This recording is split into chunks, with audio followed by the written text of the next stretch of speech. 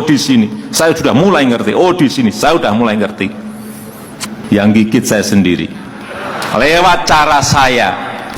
Lewat pidato Bapak Jokowi tersebut, mengingatkan tentang pesan Bapak Prabowo kepada Mas Gibran. Kamu harus bisa seperti bapakmu Pak Jokowi. Seorang yang penyabar, rendah hati, dan sederhana. Saya belajar banyak hal dengan bapakmu. Begitu kata Pak Prabowo. Maka biarkan saja, jika ada rakyat yang menghinamu, membencimu, menjelekanmu, serta keluargamu. Belajarlah ikhlas dan legowo, karena suatu saat mereka yang tidak menyukaimu akan malu dengan sendirinya. Imbuh Pak Prabowo. Mas Gibran menjawab hanya dengan satu kalimat, Sendiko dawuh Pak, siap saya akan nurut kata-kata Bapak. Dari percakapan beliau berdua, dapat kita simpulkan bahwa Wapres Gibran Rakabuming Raka ini adalah Pak Jokowi versi Pro Max. Seperti yang kita ketahui, Kabinet Merah Putih sedang bersih-bersih dari para koruptor. Bapak Jokowi sebagai pengumpul data-datanya, Wapres Gibran pengumpul bukti-buktinya dan Presiden Prabowo sang eksekutornya. Simak video berikut dengan cermat. Saya ingin mengingatkan, ada sudah data di kantongan saya. Dihitung ada 11.000 triliun yang disimpan di luar. Di kantong saya beda lagi, lebih banyak.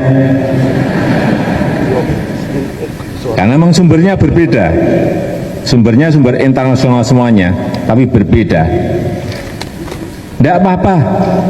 Yang paling penting bagaimana uang-uang itu bisa dibawa kembali ke negara kita.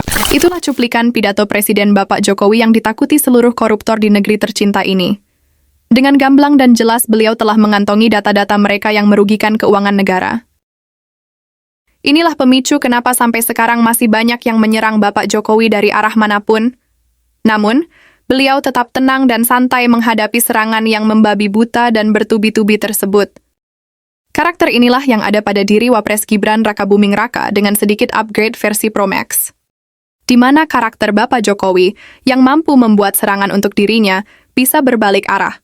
Sedangkan Gibran mampu menampung semua serangan lawan dan menyerang balik sendirian, dengan caranya sendiri.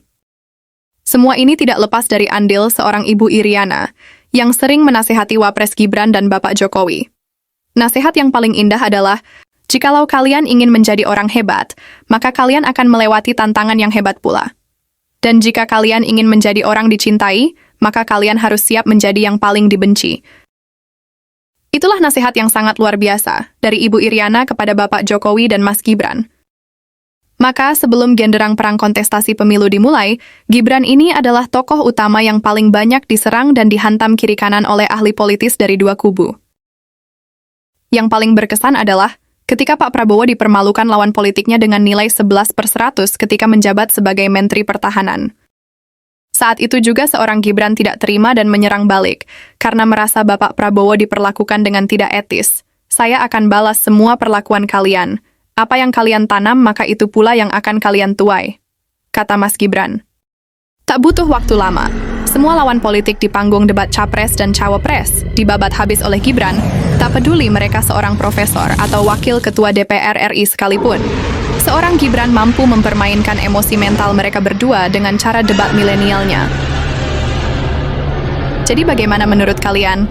Karakter dari wakil presiden fenomenal Gibran Rakabuming Raka ini. Tulis pendapat kalian di kolom komentar. Terima kasih.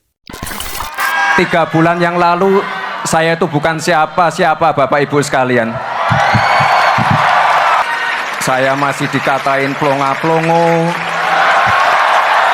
dikatain Samsul, dikatain takut debat. Tapi yang jelas, ini berkat dukungan, doa Bapak Ibu semua, saya dan Pak Prabowo sekarang sudah ada di sini. Saya ucapkan terima kasih yang sebesar-besarnya kepada Pak Prabowo yang sudah memberikan ruang bagi kami menjadi bagian dalam perjalanan menuju Indonesia Emas.